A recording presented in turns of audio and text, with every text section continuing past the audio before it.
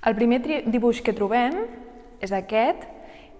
És el primer vincle, diguéssim, que tenim a l'exposició amb Lleó, la terra natal d'en Fer, i apareix un personatge que, reconeixerem tots, que és en Mariano Rajoy. Per què?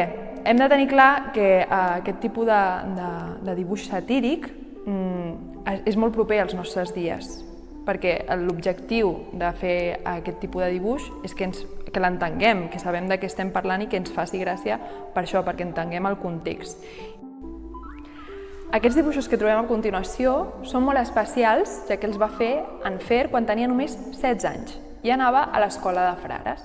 Per tant, la temàtica està relacionada amb això, amb els frares. Veiem que ja des de ben jovenet tenia molt de talent i, de fet, quan va començar a anar a la universitat, un amic seu li recomana que enviï una història a Matarratos. El director es queda prendat per l'habilitat innata que té en Fer de crear acudits. Aquesta sèrie, de fet, té 55 anys i no l'ha vist mai ningú.